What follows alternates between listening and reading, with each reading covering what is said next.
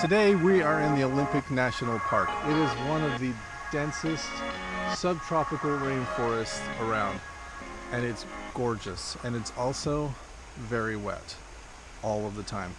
Most of the things that you find on the ground are going to be just soaked. I can wring the water out of this. Absolutely drenched. One of the things you can look at doing is look at things that are not on the ground. Underneath trees, a lot of times you can find branches that are dead, that are off the ground, and these little teeny guys can be a pretty good tinder. And because they're shaded from the rain from the big branches up above, they can actually be kind of dry. One of the other things when you're building a fire, especially when it's wet, make sure that you get way more tinder than you think you're going to need, because you're probably going to need all of it. Alright, one of the other things that we can do, you can look for a tree like this one right here. It's standing, so it's off the ground, but it's also been dead for a really, really long time, and you can see this stuff's just flaking off. So I'm going to come along here and pull off some of these bits. Man, this is like a termite hotel over here. This stuff, it's a little bit damp, but it's so soft that it might actually make a pretty decent tinder. We're gonna give that a try. One of the other tricks that you can do in an area like this is you can find a nice thick branch that's clearly been dead for a long time, and then when you split it in half, the inside will be dry. Even if the edges are soaked through from the rain, you can usually find inside parts that will work for it. And you just split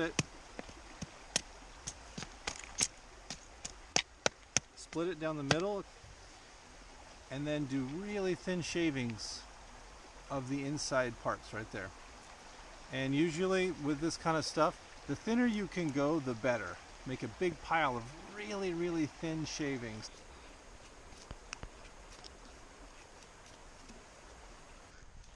That's a nice little one right there. The bottom's all wet, but the top's not bad at all. I think I'll snag that bit right there. So on some trees, especially in the winter, it's hard to tell if the branch is alive or if it's dead.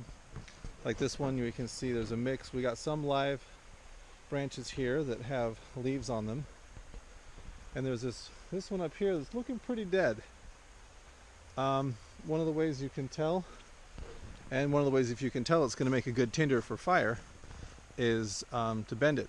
If it bends all the way down, it's no good. But if you bend it and it snaps like this, that's dead, and it's dry too. Yeah, that'll be a good one right there. Another really, really great natural fuel is pine sap. Now this one is kind of surrounded by some moss. I'll bet you that would start to melt out pretty quick. Well, that's a good piece. The old adage about moss growing on the north side of trees, well, in the Pacific Northwest, it grows on all sides of the tree. So that doesn't really help as far as navigation goes. But sometimes you can find a dry side of the tree. In this case, I did pretty good. This thing's got actually a lot of really dry moss over here. And I've added a little bundle of the pine sap at the center of this. And I've got a really good feeling about this. I think this is going to be the center of my tinder bundle. So, a lot of the ground here is actually just, it's about that thick of slightly decomposing branches and pine needles and leaves, and it's actually, believe it or not, flammable. So if you build a fire on that, it can actually start to burn down in the ground, and it can burn underground for several days, which is really dangerous.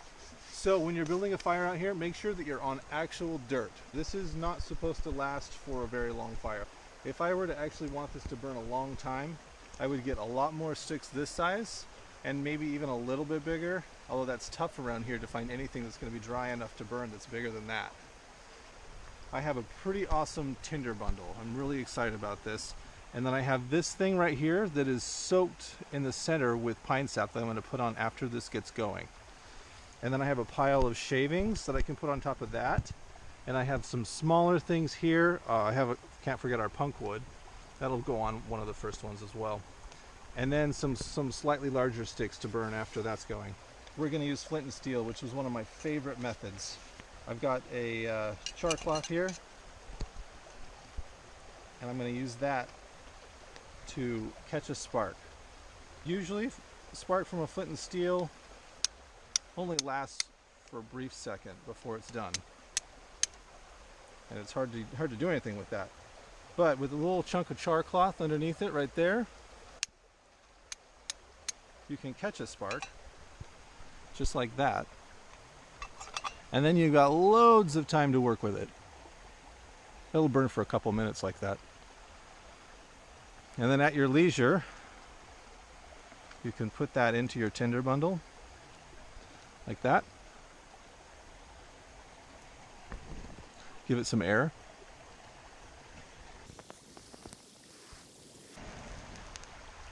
And then you got a flame.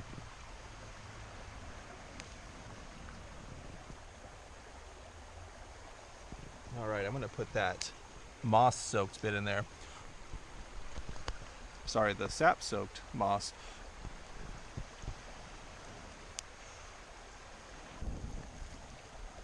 I can hear that sap starting to sizzle. There we go, that sap's starting to catch.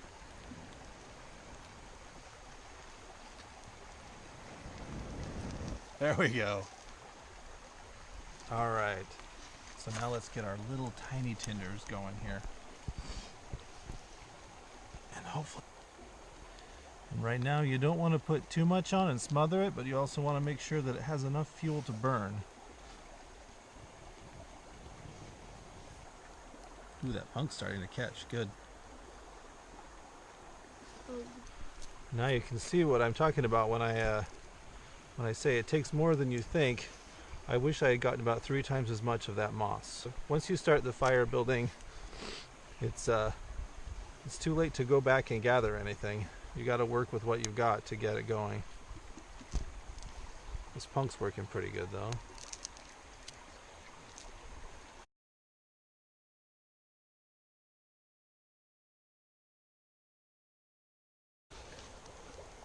The nice part about these little tiny ones is they give a lot of room for air in there.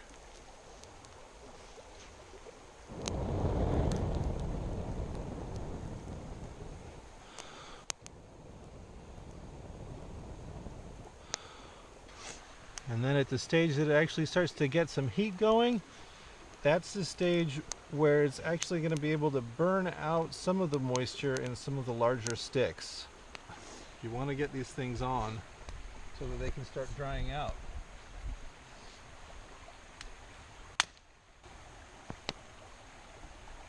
Yeah, these small little branches, those turned out pretty great. That's lesson learned. Those were great. That dry moss that I found was awesome. I think the lifesaver on this fire though was that little bundle of pitch that I had. The little bundle of pitch that I had at the center in the moss is what saved this thing. Alright, so we're starting to see some smoke coming off of those larger sticks there. That's a good sign. Starting to char a little bit. That's good. It might just take a little bit more fanning the flame here.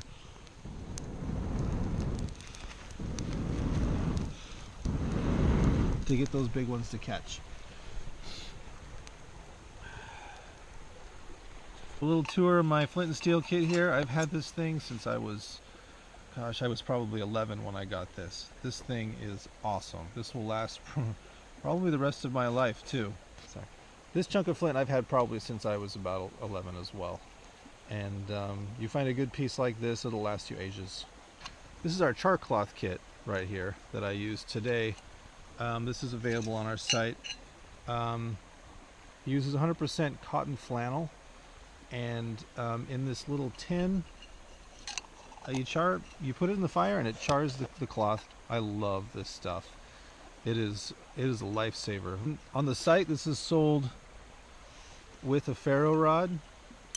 The ferro rod is backed with a magnesium rod as well. You can scrape that off to get a hotter spark.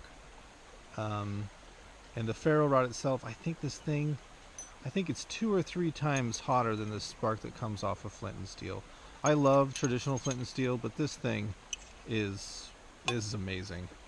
So our ferro rod kit, combined with the char cloth, it's a rock solid fire starting kit. It's awesome.